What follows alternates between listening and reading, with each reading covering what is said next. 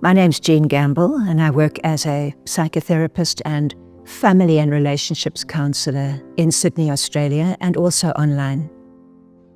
When you have a family and you have dynamic going on within the individuals in the family, there is sometimes a tendency for the family to produce an identified patient. It's called an IP in the psychobabble jargon.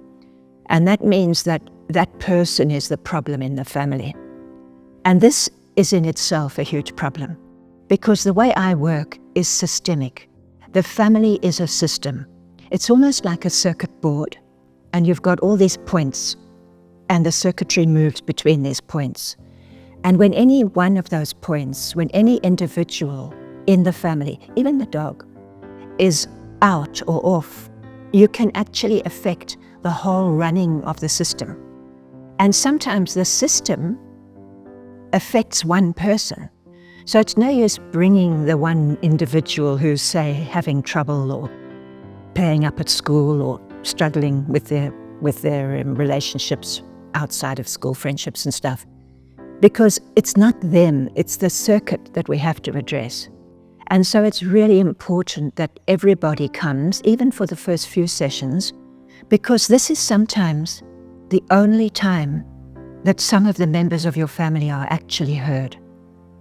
So when a family comes to me, I find space for all of them in my room, and we will have a chat with everybody in that family. And what I sometimes notice is when I ask the younger family members a question, one of the adults or the big brother will step in to answer for that younger child. And I have to actually intervene and say, would you mind, I don't want to shame or blame them, but I would say, I really want to hear the answer from Harry. Even though Harry's only 4 years old, he's still an important part of the circuitry. And this is an aspect, it's called systems, systemic training. And it's an important way of working with any group, and particularly with a family, because sometimes you get that authoritarian dynamic. I don't want the children to think that they're running the show, but sometimes the parents are not seeing their individual child for the magnificence, for the gold that they are. And that in itself produces a problem, because then that child will start arcing up, because they know they're magnificent, but the parents are not reflecting that. So when I get everybody in there and I address the circuitry that's going on, you get quite quick changes. The other thing is a family is a bit like a team. Everybody has to do their part. It's no use having a fantastic defense if you can't score any goals.